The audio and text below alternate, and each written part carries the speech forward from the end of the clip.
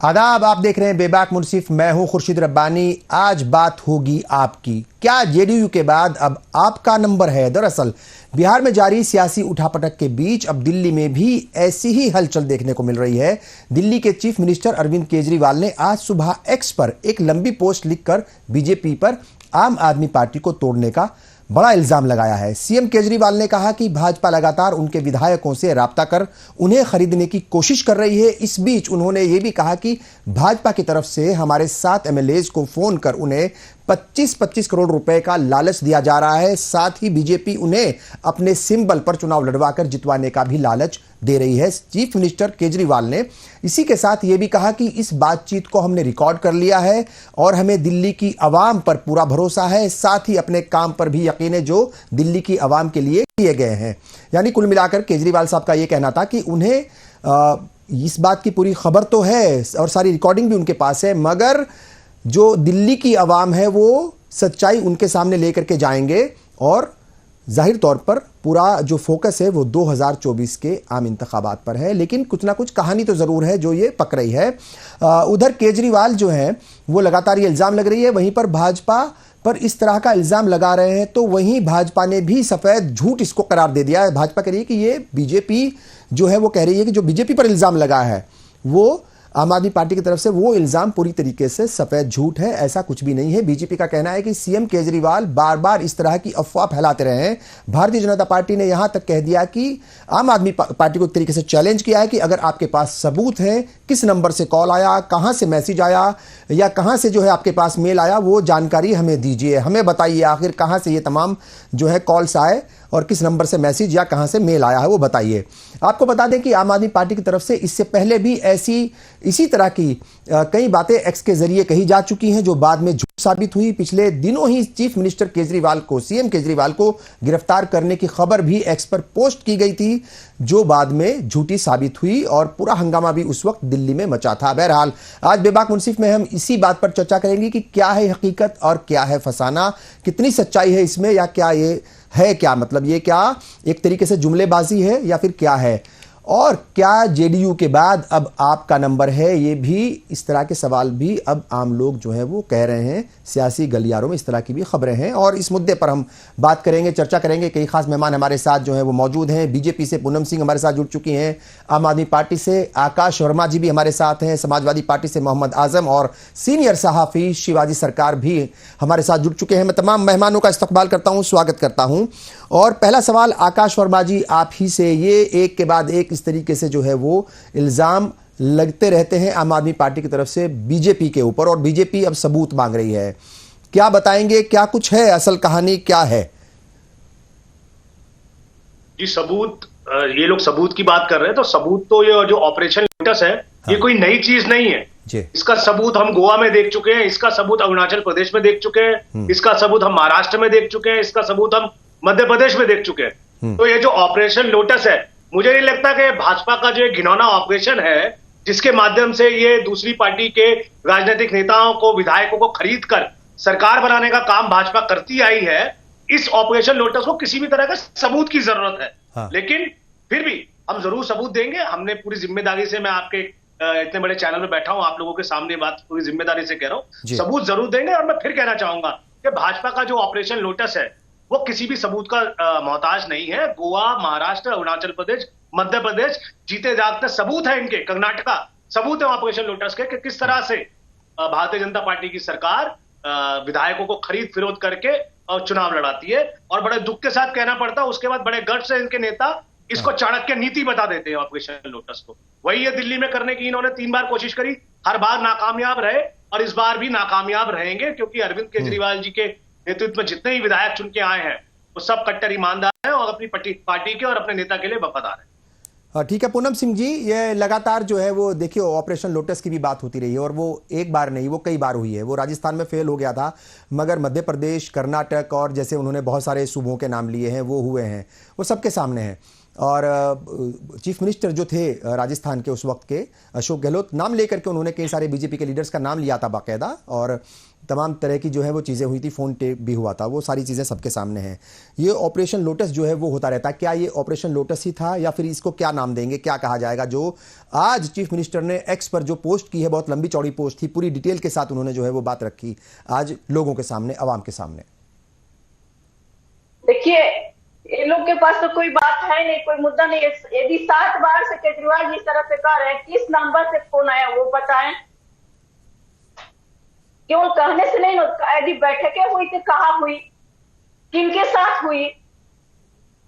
ये लोग बिना तर्क और सबूत के कहते हैं कि हुई है, लेकिन क्या सबूत है आप बताने का काम तो सबूत तो दे देंगे ना, जब जरूरत पड़ेगी, जिस एजेंसी को देने की जरूरत पड़ेगी वो सबूत दे देंगे। कह रहे हैं चीफ मिनिस्टर के हमारे पास नंबर्स भी हैं और रिकॉर्डिंग भी हुई है इस बार। हाँ, तो वो दे, क्यों पीछे रह रहे हैं? उनको सामने अभी आपके चैनल पर रखना चाहिए उनको।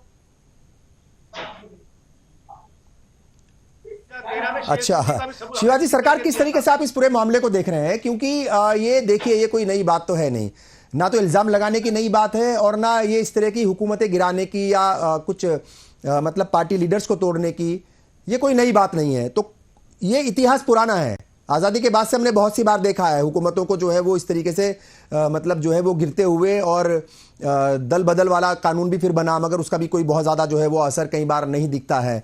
क्या कहेंगे कुल मिलाकर के, कैसे इस पूरे एपिसोड को आप देख रहे हैं? नहीं, इस वक्त फेल हो रहा है, हम लोग सब मस्ती में देख रहे हैं, बैठे इतने अच्छे मूवीज देखने को मिल रहा है, कहीं जाने की जरूरत तो है नहीं, वी आर एंजॉयिंग इट। पर हाँ, जो चीजें हो रही हैं पॉलिटिकल स्फीयर में, मुझे लगता है कि वो और किसी के लिए अच्छा हो सकता है, उनके लिए नहीं सकता। हाँ। पटक की जो राजनीति, इसके लिए एंटी डिफेक्शन लॉ आया था, उसकी धज्जियां उड़ाई जाती हैं और उड़ रही हैं, उसमें भी कोई शक नहीं है जी। बहुत कुछ हो रहा है, बहुत कुछ पर्दे के पीछे से होता है, और सबूत जो है, तो अगर जैसा कहा जाता है कि सबूत लाइए, सबूत लाना कोई मुश्किल भी नहीं है, और सबूत लाने से कोई फर्क भी नहीं पड़ने पड़ता है, क्योंकि सबूत तो अपनी जगह होती है। हाँ। और सरकारें उठती गिरती अपने हिसाब से रहती है, इसलिए उस पर कितना सच माना जाए, कौन क्या कह रहा है नहीं कह रहा है, पॉलिटिक्स में हर कोई आधा सच ही कहता है, पूरा सच तो कोई भी नहीं कहता है। बिल्कुल ठीक है। पर जिस तरह से बिहार में सारी चीजें हो रही हैं, बिहार की सारी चीजों का रिफ्लेक्शन यहाँ भी अगर दिख रहा है, तो हमें कोई बहुत जो है सरप्राइज नहीं होना चाहिए, क्योंकि बिहार में अभी तक जो कुछ हो रहा है, किसी ने भी ऑफिशियली कुछ नहीं बताया है, पर अटकलों की बाजार गरम जी, और अटकलों के बाजार सारे एक ही तरफ जाते हैं, सारे लोग वहीं जाएंगे। अब वहां से भी जो है बड़ी चुप्पी है, वहां के शाम को 4 बजे की मीटिंग के बाद भी गिरिराज सिंह कहते हैं जी कि हम लोग तब ऐसी ही बातें की, वहां पे जो है मंत्री जो है नीतीश कुमार है और उप मुख्यमंत्री तेजस्वी हैं। तो कोई भी जो है सबसे बड़ी हिंदुस्तान की जो आज की मैं समझता हूँ पॉलिटिक्स की सबसे बड़ी जो प्रॉब्लम है जी, वो है कहीं ट्रांसपेरेंसी नहीं। हाँ। कौन क्यों कहाँ जा रहा है इसको सिर्फ नहीं पता, और क्यों जाने की कोशिश कर रहा है ये भी नहीं पता। कई बार लगता है कि बेमकसद की पॉलिटिक्स हो गई है, कई बार ऐसा लगता है, हमेशा नहीं लगता मगर कई बार ऐसा लगता है। मकसद जो है वो सिर्फ कुर्सी है। नहीं, बेमतलब की तो नहीं है, कुर्सी तो है ही जी। कुर्सी के साथ पीछे जो है मनी बैग्स भी होते हैं, ऐसा हाँ। नहीं है कि सब कुछ बिना मनी बैग्स तो मनी बैग्स नहीं है, तो उससे बड़ी कुछ चीजें होती हैं। तो इसलिए कोई भी कहे कि हम सिद्धांत की वजह से कहीं कोई जा रहा है, या सिद्धांत की वजह से पार्टी छोड़ रहा है या गठबंधन छोड़ रहा है, ऐसा तो नहीं है। हाँ, सिद्धांत होता तो कहीं नहीं जाते, वहीं बैठे रहते। हाँ, क्योंकि आज हमने देखा जो अगर हम बिहार की बात करें तो बिहार की पॉलिटिक्स जिस तरीके से 2-3 दिन से जो है वो करवट ले रही है, जिस तरीके से वहां पर सब कुछ चल रहा है खेल, तो अब जेडीयू के जो लीडर्स हैं वो अब परिवारवाद पर आ गए हैं, अब वो जो है करप्शन पर आ गए हैं। तो वो करप्शन उस वक्त नहीं दिखता जब वो आरजेडी के साथ जाते हैं या उन लीडर्स के साथ जाते हैं, तो मगर जब टूटता है तब सारी बातें वो होने लगती हैं। बिल्कुल सही कह रहे हैं आप। मोहम्मद आजम साहब, मैं आपके पास आऊंगा। उत्तर प्रदेश में भी इस तरह की सियासत देखने को मिली है। देखिए, ज़्यादातर जो है हमने देखा है इस मुल्क में, खासतौर से जो बड़ी पार्टीज़ हैं वो तो अपने आप को इस जो है अपना दामन बचा नहीं सकती, वो नहीं कह सकती कि नहीं ऐसा नहीं हुआ, मगर उत्तर प्रदेश में भी हमने कई बार देखा समाजवादी पार्टी को भी तोड़ने की कोशिश की गई कई बार, बहुत पहले बीएसपी को भी और कई छोटे छोटे जो दल हैं उनको भी तोड़ने की कोशिश की जाती रही है और वो होती रही है। तो ये जो है ये अलग अलग वक्त पे इस तरह की घटनाएं होती रहती हैं। अभी का जो ये लेटेस्ट एपिसोड है जो आज चीफ मिनिस्टर ने, जो चीफ मिनिस्टर भी हैं और आम आदमी पार्टी के कन्वीनर भी हैं, जाहिर तौर पर जो है वो एक तरीके से पार्टी के मुखिया भी हैं, तो अगर कुछ कह रहे हैं और एक सूबे के चीफ मिनिस्टर हैं, तो अगर कुछ कह रहे हैं तो कुछ तो जो है मतलब ऐसे तो हवा में तो नहीं जो है कोई बात कही जा सकती या कोई झूठ तो नहीं बोला जा सकता। जाहिर तौर पर उन्होंने कहा भी है कि सबूत भी है हमारे पास और रिकॉर्डिंग भी है, तमाम चीजें हैं। तो किस तरीके से देख रहे हैं आप इस पूरे एपिसोड को जो दिल्ली में आज हुआ, और बिहार का क्या कनेक्शन जो है, आपको लगता है कि कुछ बिहार का कनेक्शन भी इससे है? जी, आपकी बात सही है। आम आदमी पार्टी के अगर मुख्यमंत्री और सर्वे सर्वा अरविंद केजरीवाल जी कोई बात कह रहे हैं तो बिना किसी आधार या बिना किसी सबूत के नहीं कह रहे होंगे। उनका मानना है कि भाजपा शुरू से ही इस तरह के काम करती रही है, चाहे कर्नाटक आप ले लें और चाहे महाराष्ट्र ले लें और मध्य प्रदेश ले लें। तो ये भाजपा का इतिहास रहा है कि जो छोटे दल हैं, राष्ट्रीय दल नहीं है, उन्हें तोड़ा जा सके और तोड़ के अपनी मजबूती दी जा सके। क्योंकि नीतीश कुमार जी इंडिया ब्लॉक को मजबूती प्रदान कर रहे थे, तो उन्होंने सोचा जो सबसे बड़ा कन्वीनर या जो सबसे बड़ी भूमिका निभा रहा है इंडिया ब्लॉक को जोड़ने के लिए, उसी को इन्होंने तोड़ने का प्रयास किया। अभी हम ऑफिशियली तो नहीं कह सकते हैं कि, लेकिन जो मीडिया खबर है वो यही है कि नीतीश कुमार शायद भाजपा के साथ बातचीत कर रहे हैं। अभी हमें भी इंतजार है कि कोई ऑफिशियल अनाउंसमेंट हो तो शायद हम उस पर कुछ कमेंट कर सकें। लेकिन भाजपा का ये इतिहास रहा है क्षेत्रीय दलों को नष्ट करके अपने को मजबूत करना। बिल्कुल ठीक है।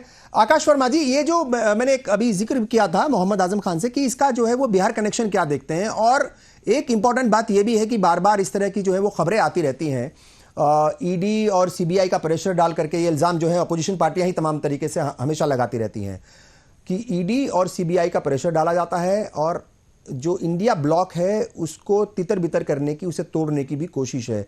तो बिहार कनेक्शन और इंडिया ब्लॉक के साथ जो आपका मतलब एक तरीके से, यानी आप उसमें बने हुए हैं और कई बार ऐसा भी हुआ कि प्रेशर बनाने की कोशिश की गई, ऐसी खबरें आई हैं, मगर वहाँ पर आम आदमी पार्टी अभी तक भी डटी हुई है, इंडिया ब्लॉक का हिस्सा है। उससे जोड़ करके आप इसको कैसे देख रहे हैं? जहां तक के बिहार कनेक्शन की बात है जी, तो जितनी भी खबरें अभी आ रही हैं वो आप सब मीडिया चैनल्स के माध्यम से ही हमारे पास आ रही हैं। हाँ। अभी तक कुछ भी पुख्ता किसी भी तरह से जेडीयू के कोई नेता हो या नीतीश कुमार जी को उनकी तरफ से कोई भी अभी एक औपचारिक बयान नहीं आया जिस पर मैं कमेंट कर सकूं। जो भी इंफॉर्मेशन हमें मिली है वो आप सब मीडिया चैनल्स के माध्यम से ही मिली है, तो उस पर अभी कमेंट करना तो कुछ ठीक नहीं होगा। लेकिन हाँ, ये बिल्कुल जायज, ये बिल्कुल सच है कि भाजपा ने कई बार लोगों को तोड़ने की कोशिश करती है, चाहे वो ईडी के माध्यम से हो, सीबीआई के माध्यम से हो।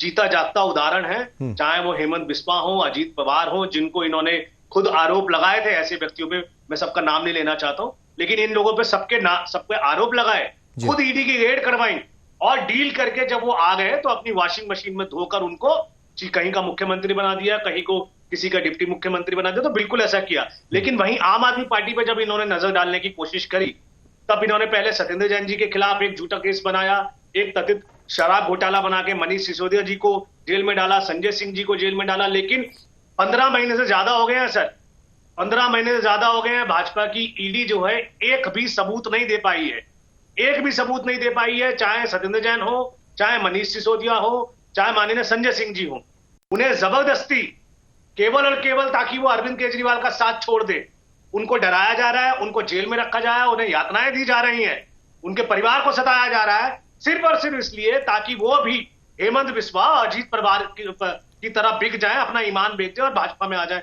मैं आपको लिख के दे रहा हूं, आज अगर मनीष सिसोदिया, आज अगर संजय सिंह, आज अगर सत्येंद्र जैन, लगता कुछ टेक्निकल इशू है उनके साथ, चूंकि कई बार जो है नेटवर्क कमजोर होने की वजह से गेस्ट का कनेक्शन। जी, अगर आज मनीष सिसोदिया, संजय सिंह, सत्येंद्र जैन भाजपा ज्वाइन कर लेते हैं, जैसे हेमंत बिस्वा ने करी थी, जैसे अजीत पवार ने की थी, तो मैं आपको सर बता रहा हूं वो कल जेल के बाहर होंगे। वो मनीष सिसोदिया जेल में है, संजय सिंह जेल में है, इसलिए नहीं क्योंकि उन्होंने कोई गुनाह किया है, वो जेल में इसलिए है क्योंकि उन्होंने भाजपा के ऑपरेशन लोटस के हाथों बिकना स्वीकार नहीं किया था। वो अरविंद केजरीवाल का साथ नहीं छोड़ सकते, वो कट्टर देशभक्त लोग हैं, इसलिए आज जेल में है। और जितने गुनहगार थे जिन पे ईडी ने चार्जशीट जाहिर की थी भाजपा के कहने पे, आज वो सब भाजपा के अंदर है। वो वॉशिंग मशीन से धुल के राज कर रहे हैं। कोई मुख्यमंत्री बन गया, कोई डिप्टी मुख्यमंत्री बन गया। हाँ। तो इसमें कोई भी दो राय नहीं है कि ईडी और सीबीआई का इस्तेमाल भाजपा सिर्फ और सिर्फ पॉलिटिकल गेम्स के लिए करती है, पॉलिटिकल अपोनेंट को दबाने के लिए करती है। आप खुद वरिष्ठ पत्रकार है, आप खुद उनका डेटा चेक करिएगा, 0.5% से भी कम ईडी का एक्यूरेसी रेट है सर, जिसमें सजा हुई है। ये है ईडी की सच्चाई। हाँ। सारे पूनम सिंह जी, हाँ ठीक है। पूनम सिंह जी, ये जो बात कह रहे हैं आकाश जी, और उस वक्त मनीष सिसोदिया ने भी यही बात कही थी कि उनके ऊपर प्रेशर था कि आप जो है वो पार्टी तोड़ दें और उनको ही जिम्मेदारी दे सकती है बीजेपी। तमाम तरह की उस वक्त भी बातें हुई थी। अलग अलग वक्त में जो है ये तमाम चीज़ें होती रहती हैं, मगर यहाँ पर यह भी सवाल उठता है कि अक्सर जिन लोगों के ऊपर इल्ज़ाम लगते हैं अगर वो बीजेपी में आ जाएं तो तमाम जितने भी आरोप होते हैं, जितनी भी फाइलें होती हैं, ऐसा कहा जाता है कि वो सब दबा दी जाती हैं। यही बात जो है आकाश भी कह रहे हैं कि अगर आज मनीष सिसोदिया वो कह दें कि हाँ ठीक है, मनीष सिसोदिया साहब या जितने भी लीडर्स हैं, जो संजय सिंह हैं, वो कह दें कि ठीक है भाई हम बीजेपी में आ रहे हैं, तो बीजेपी के पास ऐसा कौन सा वॉशिंग पाउडर है? ये हमेशा जो है वो सवाल पूछा जाता है। कौन सी ऐसी मशीन है कि जो वो सब जो है वो दूध के धुले हो जाते हैं वहां जाकर के? देखिए, आम आदमी प्रवक्ता से मैं पूछना चाहूंगी कि जब कांग्रेस की सरकार थी तो उस समय नरेंद्र मोदी जी को और अमित शाह जी को भी सीबीआई बुलाती थी, ईडी बुलाती थी, तो क्या वो भागते थे? क्या आज केजरीवाल जी जिस तरह से ईडी के सामने नहीं जा रहे हैं, उनके सवालों का जवाब देने से डरते हैं? हमारे माननीय प्रधानमंत्री नरेंद्र मोदी की बात करें या अपने अमित शाह की बात, उन्होंने डट कर ईडी और सीबीआई के सवालों का जवाब देने का काम किया, लेकिन ये लोग डरते हैं। कहीं ना कहीं इन लोगों में कुछ न कुछ कमियां हैं, तभी ये लोग समझ आ रही होता है तो लेते नहीं है, उनसे भागने की कोशिश करते हैं। लेकिन हमारे प्रधानमंत्री किसकी सरकार थी? वे कहते हैं कि ईडी द्वारा या सीबीआई द्वारा दबाया जाता है। उस समय कांग्रेस की जब सरकार तो किसकी सरकार थी? मैं पूछना चाहती हूँ, ये एनडी गठबंधन के लोग अपनी गलत कमियां, घोटाले और भ्रष्टाचार को छुपाने के लिए जिस तरह से आरोप लगाते हैं, जब हमारे प्रधानमंत्री से पूछा जाता है, गृह मंत्री जी से पूछा जाता है, तो आपके समय उस समय ईडी साफ सुथरी छवि हो जाती है। और जब हमारी सरकार आती है, वही ईडी आपके नेताओं से पूछती है, तो आप लोगों के सामने वही सीबीआई ईडी भ्रष्ट हो जाती है, यह सरकार के दबाव में आकर काम करती है। यह कौन सा उदाहरण हुआ? ये बताने का काम करे प्रवक्ता जी। जिस तरह से आज हम शराब घोटाले में जो हुआ उसके संबंध में माननीय केजरीवाल जी क्यों नहीं जा रहे हैं? क्यों इस संबंध से भाग रहे हैं? सामने जाते, उनके सवालों का जवाब देते, लेकिन नहीं, उनको तो अपने घोटालों से डर है कि हम जाएंगे तो कहीं हम फंस न जाए। उन सवालों का जवाब देते देते कहीं हमारी पोल न खोल जाए। हाँ, अच्छा, यहाँ पर आकाश जी एक बात और भी है कि जैसे बहुत सारी बातें हुई हैं, मैंने इंट्रो में भी कहा था कि अभी पिछले दिनों ही, बहुत ज़्यादा वक्त नहीं गुजरा, शायद 1.5 महीने पुरानी बात है, एक ट्वीट हुआ, फिर कई सारे जो वज़ीर हैं दिल्ली हुकूमत के, उनकी तरफ से भी और पार्टी के लीडर्स की तरफ से भी ट्वीट कर दिया गया कि कल सुबह जो है वो सीएम केजरीवाल की गिरफ्तारी हो जाएगी।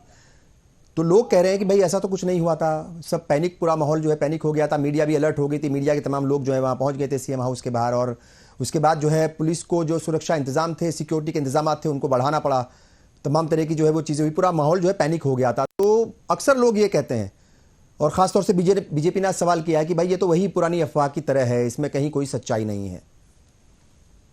देखिए, जिस तरह ये बीजेपी वाले अगर ये कहते हैं कि अफवाह की तरह है, हाँ। तो एक बात मैं आपसे भी पूछना चाहूंगा, हमारी माननीय मैडम बैठी है भाजपा की, तो उनसे भी पूछना चाहूंगा कि आप लोगों को 4 दिन पहले कैसे पता लग जाता है कि अरविंद केजरीवाल गिरफ्तार होंगे?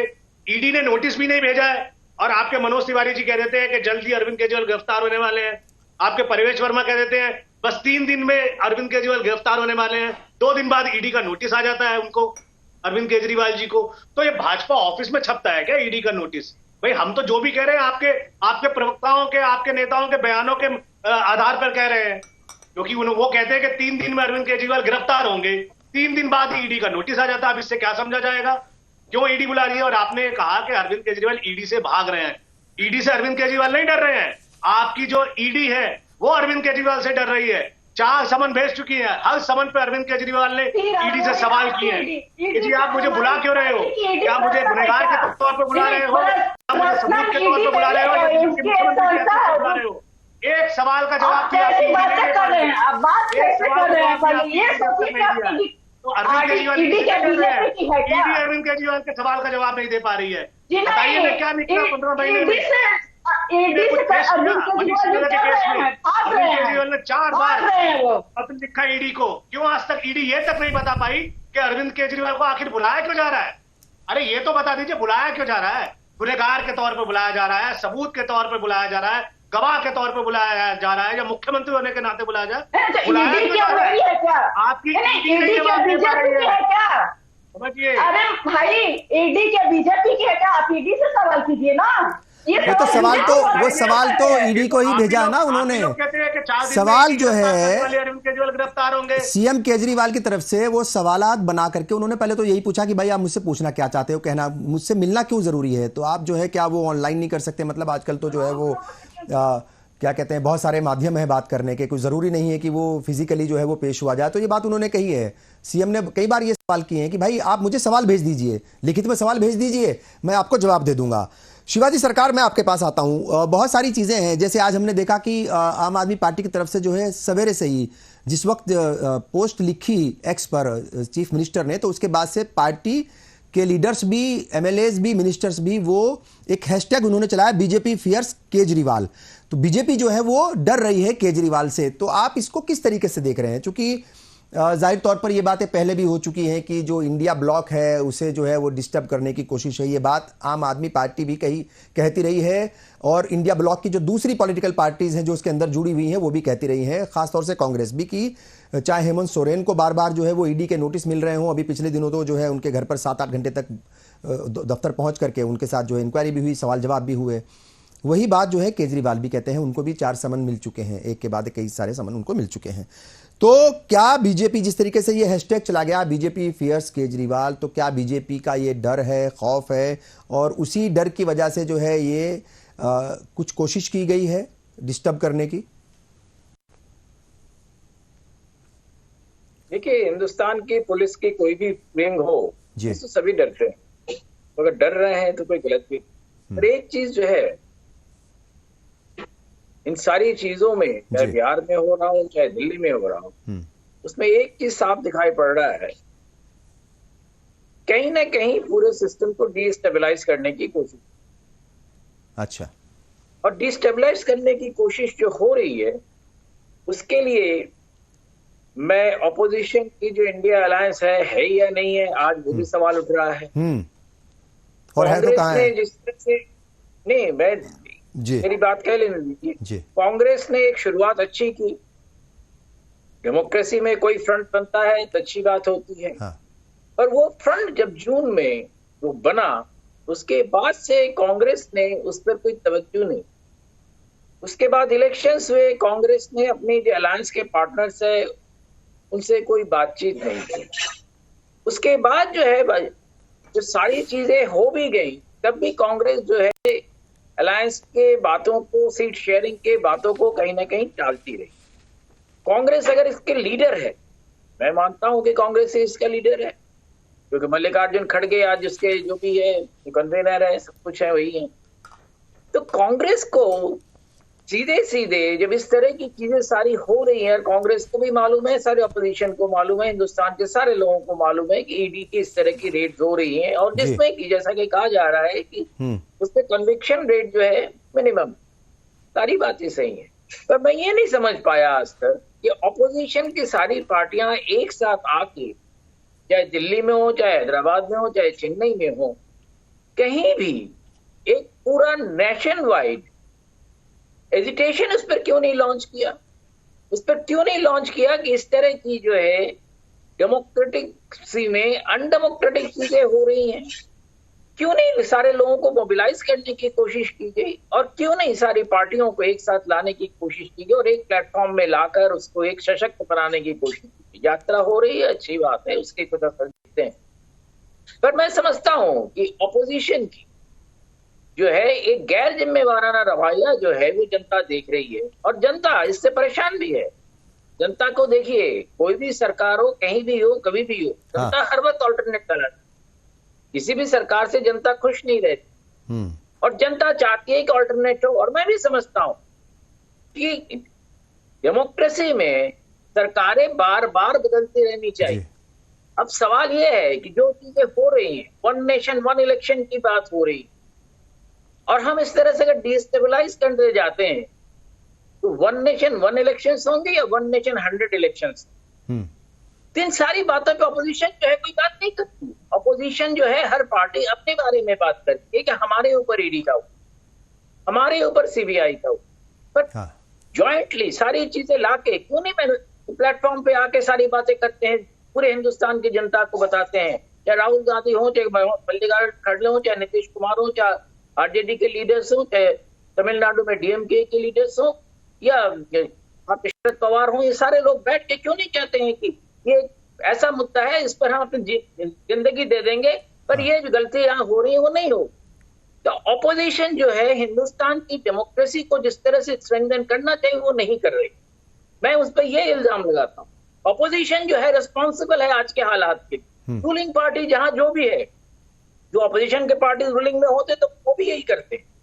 तो हिंदुस्तान का एक जो कैरेक्टर बन गया है उसको ऑपोजिशन पार्टी सही करने की कोशिश संभाल नहीं पा रही, उसको बिना बेहतर करने की दिशा में कोई काम कर रही है, आप ये कह रहे हैं। और मोहम्मद आजम साहब, आप भी क्या नाम है जाहिर तौर पर इंडिया ब्लॉक का हिस्सा भी हैं, अपोजिशन में भी हैं इस वक्त, जो है मतलब दूसरी सबसे बड़ी पार्टी है उत्तर प्रदेश की असेंबली के हिसाब से। 111 सीटें आप लोगों ने जीती थी, मगर हालांकि आज की खबर जो हम देखें, ट्वीट देखें तो 11 सीटें तो दे दी आपने, मगर ये जो चलता है ये हुकूमतें गिराने का दौर, ये सिलसिला देखा था। उत्तर प्रदेश ने 2.5 दिन के एक चीफ मिनिस्टर भी बने थे, वो तमाम चीज़ें चलती हैं और जो स्टेबल गवर्नमेंट्स हैं उनको डिस्टर्ब करने की भी कोशिश की जाती रही है। और मैंने कहा कि ये काम सिर्फ बीजेपी नहीं करती, अलग अलग वक्त में अलग अलग पॉलिटिकल पार्टीज ने किया है। 1999 में एक वोट से जो है वो वाजपेयी की हुकूमत गिरी थी, वो भी इस मुल्क ने देखा है। तो ये ऐसा तो है नहीं कि ये पहली बार हो रहा है, मगर चूंकि अभी आम इंतखाबात होने हैं, बहुत कम वक्त रह गया है और एक नया एपिसोड जो है बिहार में चल रहा है, वो तमाम चीज़ें जो हैं वो बड़ी अहम हैं। और बार बार जैसे मैंने कहा कि वो 2024 के जो आम इंतखाबात हैं वो बड़े अहम हैं। 400 पार और तीसरी बार मोदी सरकार, ये तमाम तरह के नारे लग रहे हैं। तो किस तरीके से इसमें देख रहे हैं? चूंकि एक बड़ा सवाल इन्होंने उठाया शिवाजी सरकार साहब ने, वो कह रहे हैं कि जो अपोजिशन का जो रोल होना चाहिए और मुद्दों को लेकर के जो आवाम के बीच जाना चाहिए, और खासतौर से जो एक सिस्टम है उसको डिस्टर्ब करने की कोशिश की जा रही है, उस पर पॉलिटिकल पार्टीज जो है वो काम नहीं कर रही हैं, वो अपने में ही खोई हुई है। और शायद उसी की वजह से अब आपको डिस्टर्ब करना ज्यादा आसान हो गया है, यानी अपोजिशन पार्टी। नहीं, ऐसा बिल्कुल नहीं है। तो अपोजिशन पार्टी काम कर रही है। हम लोगों ने ईडी के खिलाफ भी संसद भवन से राष्ट्रपति के भवन तक सारे सांसदों ने फ्लैग मार्च भी किया था। सुप्रीम कोर्ट भी हम लोग कहते हैं कि मिसयूज हो रहा है ईडी का, और तमाम प्लेटफॉर्म पे, मीडिया का प्लेटफॉर्म हो या जनता के बीच हो, ईडी और सीबीआई सिर्फ और सिर्फ विपक्ष के नेताओं को ही क्यों टारगेट करती है, ये आम जनता पूछ रही है। सिर्फ हम नहीं पूछ रहे हैं, आम नागरिक पूछ रहा है कि आखिर क्या वजह है कि सिर्फ और सिर्फ विपक्ष के नेता ही टारगेट पे हैं।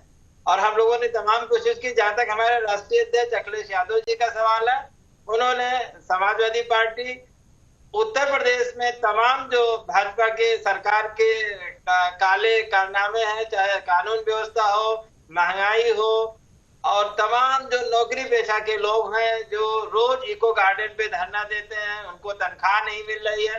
तो कोशिश है पार्टी की कि जो जनता से रिलेटेड मुद्दे हैं वो लोगों के सामने लाए जा सकें, और उसमें पार्टी अपने स्तर से काम कर रही है। और इंडिया ब्लॉक का भी कोशिश है कि इंडिया ब्लॉक को साथ लेके वो काम किया जा सके। हम लोगों ने कांग्रेस के साथ और एलएलडी के साथ अपनी सीटों का बंटवारा कर लिया है। आगे भी जो छोटे छोटे दल हमारे साथ है उनके साथ भी हम लगे हुए हैं कि सीटों का बंटवारा हो सके और इंडिया ब्लॉक को मजबूती प्रदान की जा सके। हमारी बात दरअसल सुनाई नहीं दे रही है। मीडिया भी, मेन स्ट्रीम मीडिया जो गोदी मीडिया के नाम से है, वो भी हमारी बात नहीं पहुंचाती है। आप जैसे चैनल जो पहुंचाते हैं वो उनकी बात भी शायद मेन स्ट्रीम नेशनल मीडिया के उसमें पहुंच नहीं पाती है। हम लोग जनता के मुद्दों से जुड़े हुए हैं, जमीन से जुड़े हुए हैं। पूरी कोशिश है कि 2024 के चुनाव में जो अखिलेश यादव जी ने पीडीए का नारा दिया हुआ है, उस पीडीए के माध्यम से यूपी की राजनीति में एक बड़ा बदलाव आने जा रहा है। ठीक है आकाश वर्मा जी, पहले भी 7 बार इस तरह के दावे किए जा चुके हैं आम आदमी पार्टी की तरफ से कि हुकूमत गिराने की कोशिश हो रही है। और जैसे मैंने अभी शिवाजी सरकार से पूछा था कि ये जो है ये बीजेपी फियर्स केजरीवाल का जो एक नारा, एक तरीके से हैशटैग चलाया, इसको नारा भी कह सकते हैं, ये चलाया गया। और कट्टर ईमानदार, कट्टर राष्ट्रवादी मतलब जो मुख्यमंत्री हैं केजरीवाल साहब को बताया गया है। तो ये बार बार जो अटैक हो रहा है, हालांकि हमने देखा कि क्या नाम है, ये तो राजस्थान में भी कोशिश हुई थी और मध्य प्रदेश का तो रिजल्ट सबके सामने ही था उस वक्त, कर्नाटक में क्या हुआ था वो तमाम सूबों की बात हुई थी। मगर अभी जो टारगेट पे है वो आम आदमी पार्टी है। तो आम आदमी से इतना खौफ ज़्यादा आपके मुताबिक वो क्यों है? मतलब बीजेपी को क्यों डर लगता है? अगर आप कह रहे हैं कि डर रही है और हैशटैग चला रही है पार्टी तमाम लीडर्स, तो वो वजह क्या है? मतलब डरने की वजह क्या है? बीजेपी तो इतनी बड़ी पार्टी है, दुनिया की सबसे बड़ी पार्टी का वो क्लेम करते हैं, बहुत सारे सूबों में इस वक्त उनकी हुकूमत है, मरकज़ में हुकूमत है, तो जाहिर तौर पर वो बड़ी पार्टी भी है, रूलिंग पार्टी है। तो कैसे वो क्यों डर रही है? मतलब एक छोटी सी पार्टी से जो कुछ साल पहले ही बनी, ठीक है साहब, उससे क्यों डरेगी? देखिए, वाकई इस बात में कोई दो राय नहीं है हाँ। कि भारतीय जनता पार्टी अगर आज सबसे ज्यादा किसी से डरती है तो वो आम आदमी पार्टी से डरती है, अरविंद केजरीवाल से डरती है। और मुझे बड़ी खुशी है कि भाई ये डर अच्छा है, इनको डर लगना भी चाहिए।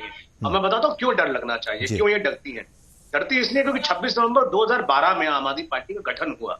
भाजपा को लगा कि शायद इस बार वो दिल्ली में सरकार बना लेगी, लेकिन हमने भाजपा को दिल्ली में सरकार नहीं बनाई दी, हमने सरकार बनाई।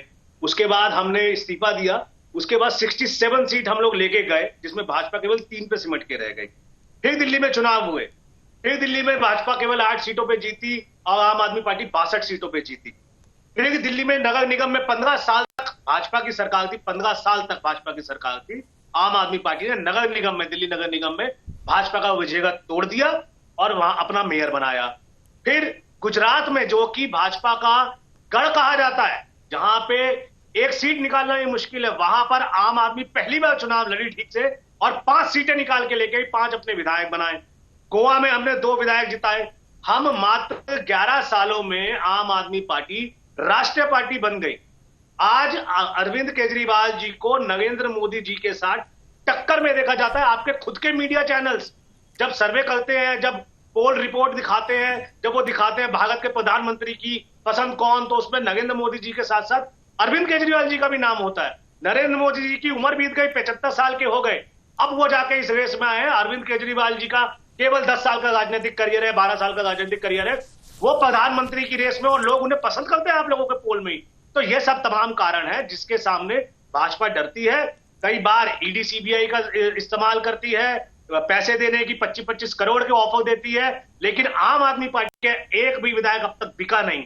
ये वजह है भाजपा के डर की कि एक तो सबसे ज्यादा ग्रो कर रही है पार्टी, 5 राज्यों में हमारे विधायक हैं, हम लोग राष्ट्रीय पार्टी बन गए हैं, और हमारा कोई भी विधायक, कोई भी नेता बिकाऊ नहीं है, अब तक नहीं बिका है, कट्टर ईमानदार है। ये डर का कारण है, हमारी कट्टर ईमानदारी, अरविंद केजरीवाल जी की कट्टर ईमानदारी भाजपा के डर का कारण है। और मैं आपको कह रहा हूं ये डर बहुत अच्छा है, इनको लगना भी चाहिए। पूनम सिंह जी, जैसे देखिए बहुत सारी बातें हुई हैं और वो कह रहे हैं कि डर, ये जो है ये डर बहुत अच्छा है, मतलब ये आम आदमी पार्टी के लिए और उनके लीडर्स के लिए अच्छा है, खुशी की बात है कि भाई चलिए उनकी कट्टरता से या उनकी ईमानदारी से जो है वो सामने वाली पार्टी डर रही है। और कहीं ना कहीं वो जो डर की बात है जो इन्होंने चलाया हैशटैग, वो शायद ये भी वजह हो सकती है कि दिल्ली में अगर कांग्रेस से सरकार गई थी तो वो बीजेपी के पास आनी थी, मगर वो गई आम आदमी पार्टी के पास, तो वहां पर जो है बीजेपी चूक गई। पंजाब की बात अगर हम करें तो शायद पंजाब में जो है वो या तो अकाली दल के साथ जो है मिलकर के सरकार बना सकती थी, अगर आम आदमी पार्टी नहीं होती तो बीजेपी का ही नंबर आता या अकाली दल के साथ मिलकर के वो हुकूमत बनाती। मतलब इस तरह की जो है बातें होती रहती हैं। वहीं अलग अलग सूबों में, चाहे हम गोवा की बात कर लें, चाहे गुजरात की बात कर लें, तो अच्छा खासा जो है वोट शेयर इनका आया है। आम आदमी पार्टी जो है ग्रो किया है और कम वक्त में, ये बात भी सच है कि बहुत कम वक्त में जो नेशनल पार्टी वो बनी है। तो क्या यही डर की वजह है और ये एक तरीके से जो है वो इसको सियासी खुन्नस भी कहा जा सकता है कि दिल्ली में जो है वो पैर नहीं जमने दे रही आम आदमी पार्टी। असेंबली में, पार्लियामेंट की सीटें सभी जीतते हैं आप लोग, ठीक है साहब, 14 के बाद से सारी सीटें जीत रहे हैं, मगर असेंबली में यहाँ ना तो पाँव यहाँ जमने दे रहे हैं ना पंजाब में।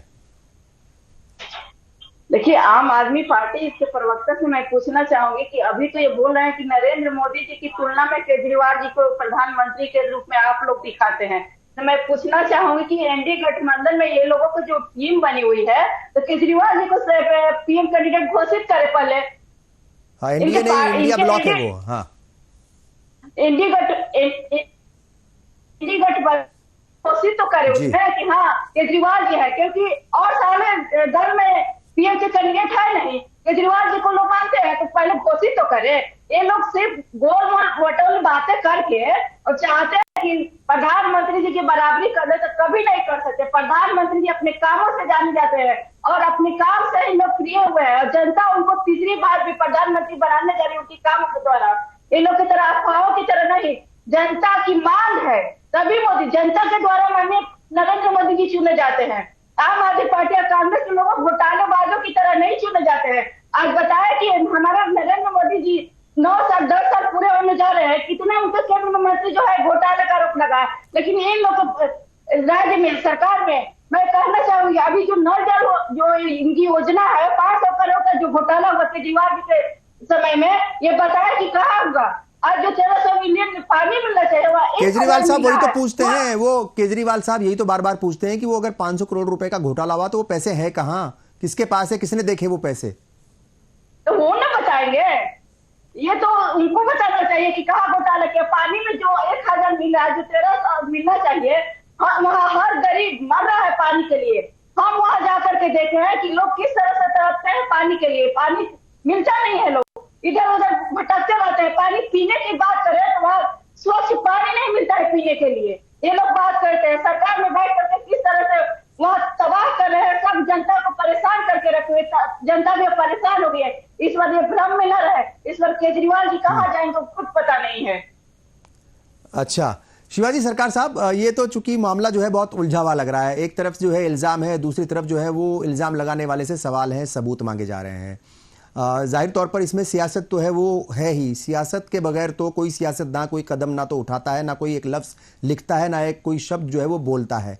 हर कदम पे हर बात पर जो है वो सियासत होती है और वो सियासत का मतलब जो है वो बार बार यही बात हो रही है कि चूंकि आम आदमी पार्टी ये कहती रही है कि प्रेशर डाला गया है, इंडिया ब्लॉक से अलग होने का प्रेशर डाला गया है, तो अगर वो प्रेशर काम नहीं किया तो क्या अब ये माना जाए पार्टी तोड़ करके वो जो इच्छा है, अगर इनके मुताबिक सामने वालों की ये इच्छा है, वो ऐसा चाह रहे हैं, तो वो काम अब पार्टी तोड़ करके होगा? नहीं, बिल्कुल होगा, क्यों नहीं होगा। उनकी पार्टी क्यों रहेगी ये मुझे बताइए। आम आदमी पार्टी, समाजवादी पार्टी, कांग्रेस और जितने भी, ममता बनर्जी हो चाहे कोई भी हो, किसी ने जनता का मुद्दा उठाया है आज तक? किसी ने पूछा है कि हमारी 10 साल की नई गाड़ी जिसके 7 साल हम EMI देते हैं, हर आमदनी उसका ट्रैक्टर, क्यों 10वें साल पुलिस आके उसको उठा ले जाती है? पूछा है किसी ने? ऑटो मेकर्स के साथ किसका सांठगांठ है? कौन उसका फायदा उठा रहा है? किसी ने पूछा है? टोल के और सेस के जो कलेक्शंस होता है, अकेला सेस जो है वो 6 लाख करोड़ का आता है, कम से कम 2 लाख करोड़ से ज्यादा का टोल आता है और सारा मिला के 10 लाख करोड़ से करीब हो जाता है। तो टोल इतना महंगा क्यों है और हर सड़क पे क्यों टोल लगता है? आम आदमी हाईवे पे जा ही नहीं सकता, जो हाईवे पे नहीं जाता है वो भी 32 रुपए पर लीटर टोल देता है। किसी पार्टी ने उठाया इस सवाल को? किसी पार्टी ने उठाया है कि चीजें जो है, अगर 2014 से लेके 2022 का ले लें, RBI के फिगर्स हैं 5.5% हर साल इन्फ्लेशन बढ़ रहा है, यानी आज 23% से ज्यादा से बढ़ चुका है। किसी ने कहा है कि क्यों महंगाई बढ़ रही है, क्यों इसको घटाया नहीं जा रहा है? किसी ने क्यों पूछा कि जब ट्रक वाले कह रहे थे कि हम 5 लाख रुपए पर साल देंगे, टोल मत लगाइए, पर क्यों जबरदस्ती टोल लगाया गया? किसी ने पूछा है कि जो किसान आज ये सोचता है कि उसके पैदावार की अच्छा है कि सड़क जो है बनने के लिए वो जमीन दे दे और किसी तरह जिंदगी गुजारे, और उसके बाद उसमें भी वो टोल देता चला जाता है और किसी हाईवे पर साइकिल लेके भी नहीं जा सकते। क्यों? जब जनता की बात अपोजिशन नहीं करेगी, नेशनल एजुकेशन पॉलिसी पे अपोजिशन ने कोई सवाल उठाया है? एजुकेशन इतना महंगा हुआ है, अपोजिशन ने कोई सवाल उठाया है? जब वो सवाल जनता के उठाएंगे ना तो जनता उनकी परवाह क्यों करेंगे? जो करेंगे उनके साथ जाएंगे, वो अपने आप को नकारा साबित करेंगे तो जनता उनके साथ क्यों जाएंगे? अच्छा एक चीज और ये पार्टी पे आज ईडी का रेड हो रहा है, सारी जनता खुश इसीलिए है, हमारी आवाज तो उठाते नहीं, मरेंगे। हाँ बिल्कुल, हर पार्टी के साथ यही हो रहा है, समाजवादी पार्टी के साथ यही हो रहा है, और सब डरे हुए हैं किससे? पॉलिटिकल पार्टी में आज तक हमने नहीं देखा, इस पॉलिटिक्स में पॉलिटिकल पार्टी दूसरी पॉलिटिकल पार्टी से डरती है, तो इस पॉलिटिकल मगर अभी खौफ है। हाँ, बिल्कुल ठीक है, इनका खत्म होना बहुत अच्छी बात है। मैं समझता हूं कि जनता को ऐसी पार्टी की जरूरत नहीं। और आप शायद ये अगर वो दुखी मन है, से, हाँ, ये जो बात आप कह रहे हैं ये कि इंडिया अलायंस है और हाँ। हम सब एक साथ होकर खड़े होंगे और हाँ। इन सवालों को पूछेंगे, हाँ। तब जनता उनके साथ आएगी। बिल्कुल। क्या और हमें मुझे हिम्मत लगता है ये जो बात आप कह रहे हैं ये सवालों को दुखी मन से कह रहे हैं, दुखी मन से कह रहे हैं। अगस्त 2022 की अगर हम बात करें तो बीजेपी पर ये इल्जाम लगा था आम आदमी पार्टी की तरफ से कि भाई वो सरकार गिराने की जो है वो कोशिश है, और लेकिन उसके अंदर बात ये हुई थी, ऐसी सरकार की जब जनता की आवाज नहीं उठाएंगे, हाँ बिल्कुल ठीक अपने है, ही बात करते रहेंगे। हाँ। शराब घोटाले में वो है नहीं है किसको मालूम, हो सकता है हो, जनता तो यही सोचती है ना। हाँ जब ठीक है। जनता की आवाज उठाएंगे तब जनता उनके हाँ, साथ होंगे। मेरा सवाल यह है कि उस वक्त बात हुई थी, इलेक्शन लड़ने से जनता के साथ नहीं होंगे। जी मेरा सवाल यह है कि उस वक्त बात हुई कि 800 करोड़ रुपए का खर्च जो है वो कर रही है, और आम आदमी पार्टी ने लगाया था बीजेपी पर इल्जाम। 800 करोड़ रुपए के लेन देन की बात थी कि पूरी हुकूमत को गिराने की या पार्टी के लीडर्स को खरीदने की। अब कहा है कि हर एक एमएलए को 25 करोड़ रुपए का ऑफर दिया गया है। इसी तरह की बात जो है मध्य प्रदेश में भी आई थी। हाँ मैं वही कह रहा हूँ, मेरा वही सवाल है कि वैसी बात मध्य प्रदेश में भी आई थी, कर्नाटक में भी आई थी, गुजरात ये जो है आपका राजस्थान में भी आई थी। राजस्थान में वो तो फेल हो गया था, सबको पता है। मेरा सवाल ये है साहब कि वो जो ईडी है, सीबीआई है, या जो एजेंसीज हैं वो ऐसे मौकों पर फिर कहाँ चली जाती हैं? वो अपोजिशन पार्टीज के इन इल्जाम जो लगते हैं इल्जामात पर वो कार्रवाई क्यों नहीं करती, काम क्यों नहीं करती? क्योंकि अगर मध्य प्रदेश की सरकार गिरी थी या कर्नाटक की सरकार गिरी थी, गोवा या फिर जो है बहुत सारे नॉर्थ ईस्ट की कई सारी सरकार एक के बाद एक गई थी, पूरी की पूरी पार्टी टूट करके इधर आ गई थी, तो जाहिर तौर पर बिना पैसे के लेन देन के तो मुझे नहीं लगता कि, मेरा ख्याल के तमाम इस बात को जानते हैं कि कैसे जो है सरकार गिरेगी। खाली हर किसी को तो वजीर बना भी नहीं जाता ना, मतलब हर किसी को मिनिस्टर बना देंगे या उसको लालच दिया जाएगा, वैसा तो होता भी नहीं है। तो पैसे का लेन देन भी होता है, तो उस वक्त ये एजेंसीज कहाँ चली जाती है? मेरा सवाल ये है, ये चूंकि आम लोगों के जहन में है ये बात। देखिए सीधी सी बात है जी, जो भी एजेंसीज होती हैं जी, वो उन्हीं पे हमला करती है जो देखते हैं कि इनके साथ कोई खड़ा नहीं है, सब अकेले अकेले हैं।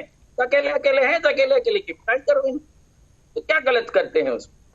जब जनता के साथ नहीं होंगे, अपने आपस में कोई गठबंधन नहीं रखेंगे, जनता का ख्याल नहीं रखेंगे, जो बजट में आने वाली चीजों पर सवाल नहीं उठाएंगे, जनता के पास जाके जनता को एजुकेट नहीं करेंगे, जनता जो पिस रही है वो पिस रही है। इतना बड़ा जो है आपका सीधे सीधे आम आदमी पार्टी बताए ना, आम आदमी पार्टी का एमसीडी में भी है और स्टेट में भी है। हम अगर एनसीआर से दिल्ली जाते हैं, टैक्सी से जाते हैं या किसी कमर्शियल व्हीकल से जाते हैं, हमें दिल्ली में घुसने के लिए, दिल्ली क्या पूरे हिंदुस्तान का नहीं है, दिल्ली में घुसने के लिए टोल क्यों देना पड़ता है? क्यों नहीं टोल हटाते हैं? वो जनता पे इससे परेशानी नहीं होती है? क्यों नहीं? दिल्ली की डीटीसी की बसेस एनसीआर में चलती हैं, सारी बसेस उन्होंने खत्म करवा दी, बसेस चलती ही नहीं है, डीटीसी की बसेस दिखती नहीं है।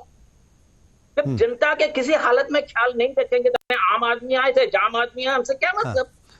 आकाश वर्मा जी, ये जो शिवाजी सरकार बोल रहे हैं, आप इनकी बहुत सारी बातों को अगर गौर से सुनेंगे तो लगेगा कि एक आम आदमी का गुस्सा है जो शिवाजी सरकार के मुंह से निकल रहा है, जो शिवाजी सरकार के जरिए आपके सामने पहुंच रहा है। हालांकि आम आदमी पार्टी ये जो है वो दावा करती है, और अक्सर लोग भी इस बात को कहते हैं कि आम आदमी पार्टी जो पॉलिटिक्स कर रही है वो डेवलपमेंट की कर रही है, वो कोई जो है कभी हमने देखा नहीं कि कोई धार्मिक नारा मोटे तौर पर लगाती है। हालांकि अभी थोड़ा सा रंग में रंगे हुए नजर आ रहे हैं, मतलब जो है चीफ मिनिस्टर वो वक्त के हिसाब से वो चल रहे हैं, मगर मोटे तौर पर ये बात होती है कि वो डेवलपमेंट की बात करती है, ज़्यादा उलझती नहीं है। मगर ये शिवाजी सरकार का जो गुस्सा है शायद ये जायज़ है, और इसके ऊपर जो है वो कहीं ना कहीं गौर व फिक्र करना बेहद ज़रूरी है। आकाश जी। मैं सर का बहुत सम्मान करता हूँ, बहुत वरिष्ठ है, उम्र में भी हमारे बुजुर्ग हैं। जितना मैं समझ पाया जो आपने कहा, बिल्कुल जितना मैं इनकी बातों से समझ पाया, ये भाजपा से कतई नाराज है, सरकार से, भारतीय जनता पार्टी से, प्रधानमंत्री से बहुत नाराज है। और इनकी उस नाराजगी में कहीं ना कहीं एक उम्मीद मुझे दिखी जो इनको आम आदमी पार्टी से है या इंडिया गठबंधन से है, और कहीं ना कहीं इनको एक उम्मीद है कि जो भाजपा ने जो भी गड़बड़े करी, जिस तरह से देश का हाल मिट्टी पलीत इस भाजपा ने करी है, उसको आम आदमी पार्टी, इंडिया गठबंधन मिलकर उसको ठीक करे, ऐसी इनकी बातों में मुझे वो उम्मीद दिख रही है। और जरूर इनकी उम्मीद पे हम खरा उतरने की पूरी कोशिश करेंगे, उतरेंगे भी।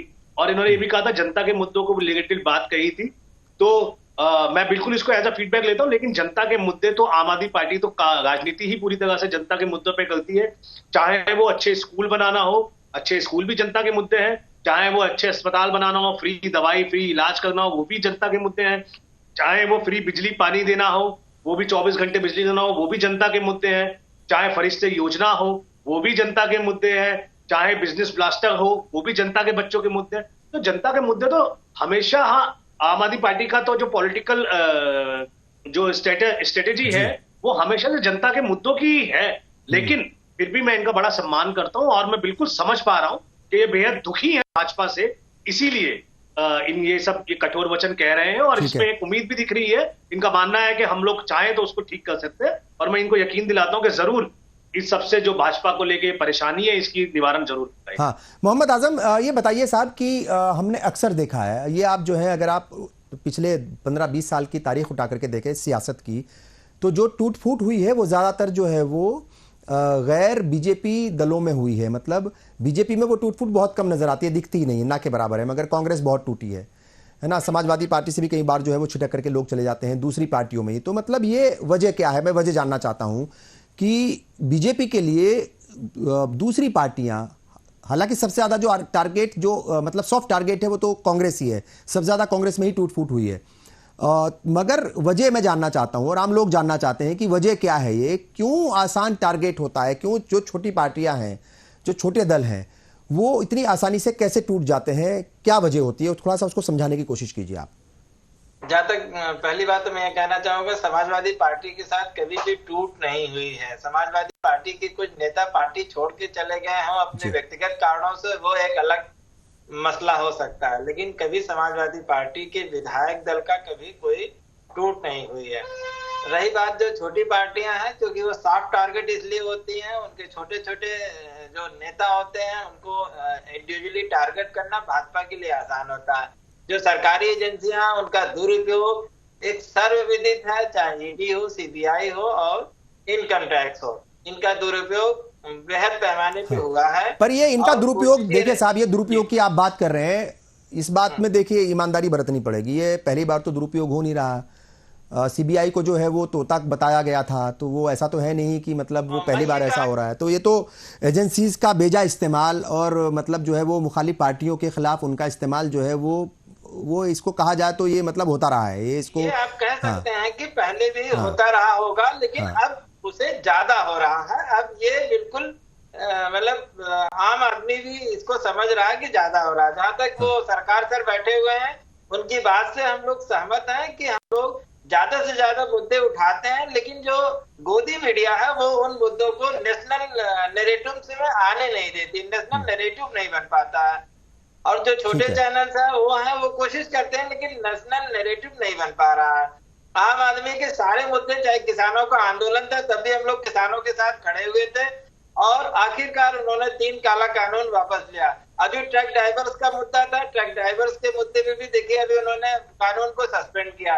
तो जब जनता अपने मुद्दों के साथ प्रखर होगी और विपक्ष उनके साथ खड़ा है, तो सरकार को जरूर घुटने टेकने पड़ेंगे। अब चूंकि आम चुनाव होने जा रहा है, तो इंडिया ब्लॉक की पूरी कोशिश होगी कि जो भी सरकार की नाकामियां हैं और जो भी जनता की परेशानियां हैं, उन मुद्दों को हम लेके चुनाव में जाएं और एक पॉजिटिव रिजल्ट लेके आ पाए। ठीक है आकाश वर्मा जी, जैसे मैंने पहले भी जिक्र किया था कि ट्विटर पर तो वो एकजुटता दिख रही है पार्टी के अंदर, पूरा संगठन, पूरी पार्टी, तमाम लीडर्स, तमाम पार्टी कार्यकर्ता एक हैं। हर छोटा बड़ा कार्यकर्ता, हर छोटा बड़ा लीडर जो है वो ट्विटर के जरिए ये बताने की कोशिश कर रहा है कि पूरी तरीके से आम आदमी पार्टी मजबूत है। मगर कहीं ना कहीं कुछ लोगों से तो बातचीत हुई है और जाहिर तौर पर ईमानदार होंगे वो लोग आम आदमी के तई, आम आदमी के प्रति, इसीलिए जो है वो खबर दी चीफ मिनिस्टर को, या जो पार्टी चीफ है उनको खबर दी है। क्या लगता है कि एक तो वही बात मैंने आपसे भी पूछूंगा कि छोटी पार्टियां जो है वो आसान टारगेट क्यों होती हैं, और इससे बचने के लिए ये जो ऑपरेशन लोटस है तो किस किस तरीके से वो कदम उठाए जाएंगे, ये मेरा आखिरी सवाल है आपसे। देखिए, ये बिल्कुल बहुत दुर्भाग्यपूर्ण है कि इस तरह से ये सब किया जा रहा है, ऑपरेशन लोटस जिसको हमने देखा खरीद फिरोख्त करके, और ये तमाम जगह हमने देखा है और ये दिल्ली में भी है। लेकिन सच्ची बात यह है कि दिल्ली में जो आम आदमी पार्टी है, या पंजाब के विधायक हो या दिल्ली के विधायक हो, वो ईमानदार है, आंदोलन से निकले हुए लोग हैं, जो जिन्हें शायद अगर पैसा कमाने का शौक होता तो कब का कमा चुके होते। चाहे हमारे मुखिया अरविंद केजरीवाल जी हों, चाहे हमारे राष्ट्रीय सचिव हों, चाहे हमारे बड़े से बड़े नेता हों, चाहे हमारे विधायक हों, सब हमारे मंत्री हों, सब बहुत बहुत अच्छी जगहों पे नौकरी करते थे, बहुत बहुत अच्छा पैकेज लेते थे। मैं खुद इंजीनियर हूं इलेक्ट्रॉनिक्स कम्युनिकेशन का, मैं 5 लाख के पैकेज पे काम कर रहा था। तो ये तमाम ऐसी सारी चीजें हैं जो पैसा कमाना होता तो हम लोग वहां कमा लेते, और क्योंकि आंदोलन से निकले हैं, सब कुछ सह के निकले हैं, इतना स्ट्रगल करके निकले हैं, तो अब ये छोटी मोटी इनकी धमकियों से ईडी सीबीआई इन लोगों के जिसे तोता मैना कहा गया, इनसे हम डरने वाले नहीं है। और यही एक कारण है कि तमाम विधायक कट्टर ईमानदार हैं, अरविंद केजरीवाल जी से प्रेरणा लेके उनके नेतृत्व में सरकार चला रहे हैं। किसी भी बात का मैं आज आपको दावे के साथ कह के जा रहा हूं, आगे भविष्य में जब कभी आपके साथ बैठूंगा तो ये तब भी ये बात होगी कि आम आदमी पार्टी का एक भी विधायक बिका नहीं है, वो कट्टर ईमानदार है, वो ना ईडी से डरा है, ना सीबीआई से डरा है, और ना ही पैसे में बिका है। ठीक है पूनम सिंह जी, आखिरी सवाल वही, और वो आम आदमी पार्टी की तरफ से भी है, दूसरे लोगों की तरफ से भी, अपोजिशन पार्टी की तरफ से भी है कि ये डराने धमकाने का और ये इस तरह का खरीद फरोख्त का सिलसिला कब तक चलेगा, क्योंकि इल्जाम आपके ऊपर लग रहे हैं और अपोजिशन पार्टियां लगा रही हैं। देखिए, बीजेपी काम करते हैं, काम के द्वारा ये लोगों को लगता है कि फरमाया जा रहा है, वो लोग उनके पार्टी से नाखुश होते हैं, तो इस तरह का प्रलोभन कहते और कहते हैं, लेकिन ये सच्चाई कितनी है, कहां तक है, ये सामने आनी चाहिए, लेकिन ये लोग सामने लाते नहीं है। सामने लाए तो नहीं, ये लोग घोटाले पर घोटाले करते हैं और कहते हैं कि हमारे नेता साफ छवि के हैं। बताइए, केजरीवाल इस 1300 करोड़ का जो इस क्लासरूम बनाने का घोटाला हो, उसमें से कितने लोग क्लासरूम बनवाए। बस की जो बचाना चाहेंगे 5000 बस की, आज से 3 से 4 साल पहले ही लोगों ने कहा था, अब इसके बाद में बोला कि 11000 हो जाएंगे बसों की, लेकिन संख्या क्या हुई है बताने का काम करें। वहां की महिलाएं इतनी परेशान है कि कहते हैं कि हम लोग को बस में अब चलने की सोचना पड़ा है कि हम लोग बस में उसमें कैसे, वहां छेड़खानी हो रहे हैं, हत्याएं हो रही है, बलात्कार हो रहे हैं, बेटियों को उठाया जा रहा है, फिर दिल्ली फिर नर्सों मगर देखिए जा रहा है। पूनम जी इसका जवाब आकाश वर्मा दे, मैं ही बता देता हूं आपको, शायद आप जानती भी हैं, जो कानून व्यवस्था जो है ना, जो लॉ एंड ऑर्डर का जो पूरा सिस्टम है, वो तो मरकज के हाथ में है, वो तो आम आदमी पार्टी के हाथ में नहीं है, उसकी सरकार के हाथ में तो है नहीं है, तो आपको समझना पड़ेगा। तो ठीक है, बसों की बात आपने कही या दूसरी जो है समस्या है वो है, मगर लॉ एंड ऑर्डर का पूरा मसला तो जो है वो मरकजी हुकूमत के पास है, होम मिनिस्ट्री के पास है। कुछ अपनी सरकार की तो भी अपनी होती है ना, ठीक है, ऐसा थोड़ी है कि पूरा ठीक है, केंद्र सरकार की वहां पर ठीक है। आखिरी सवाल, बहुत शुक्रिया, ठीक है, आखिरी सवाल शिवाजी सरकार आपसे, क्या आपको एक ऐसे आदर्श हिंदुस्तान की, ऐसी आदर्श सियासत की, ऐसे आदर्श सियासी निज़ाम की, आइडियल पॉलिटिकल सिस्टम की आप तवक्को कर सकते हैं, उम्मीद कर सकते हैं कि जहां पर ये डराना धमकाना, खरीदो फरोख्त, मतलब जो है वो ये जो चलता है, ये सरकारें गिराना गैर कानूनी तरीके से, उम्मीद है कि ऐसा नहीं होगा, ऐसा भी जो है हम एक सिस्टम, ऐसा निज़ाम देखेंगे आने वाले वक्त में? बिल्कुल हो सकता है, क्यों नहीं हो सकता। समाजवादी पार्टी आज तक क्यों नहीं आवाज उठाई कि यूपी में बिजली के लिए कैसे लोगों को परेशान किया जाता है? बात तो करें, वो बात नहीं करेंगे। हाँ, क्योंकि वो भी उस घोटाले में शरीक होते हैं। मैं साफ साफ कहता हूँ, घोटाला वहां बहुत जबरदस्त होता है और उसमें हर पार्टी शरीक होती है। तो जब सारी पार्टियां घोटाले में शरीक होगी तो कोई उम्मीद नहीं होगी। हाँ, अगर गठबंधन सही ढंग से बनाते हैं, सही ढंग से हिंदुस्तान को चलाना चाहते हैं, 1 to 1 की फाइट के लिए तैयार हैं, हम उनके साथ होंगे।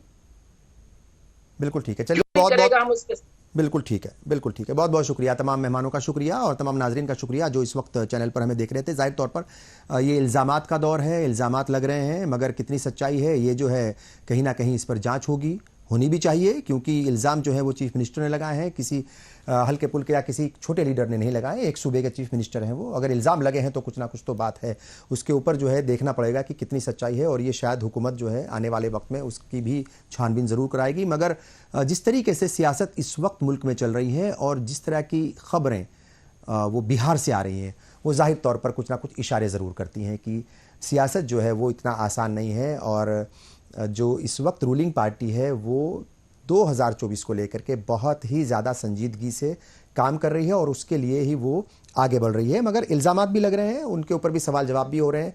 असल में क्या है, थोड़ा सा वक्त का इंतज़ार करना पड़ेगा। तमाम मसलों के हल के लिए भी जो है वो देखना पड़ेगा कि किस तरीके से ये पॉलिटिकल पार्टियां अपने इल्ज़ामात को साबित करती हैं, या फिर जो इल्ज़ाम लग रहे हैं वो सच हैं या झूठ हैं। इसके लिए थोड़ा सा आप सबको इंतज़ार करना पड़ेगा। बहरहाल ये प्रोग्राम देखा, आपका बहुत बहुत शुक्रिया। पीर के रोज़ फिर हाजिर होंगे इसी प्रोग्राम के साथ, कुछ नए मुद्दों के साथ। तब तक के लिए मुझे और पूरी टीम को दीजिए इजाज़त। आदाब।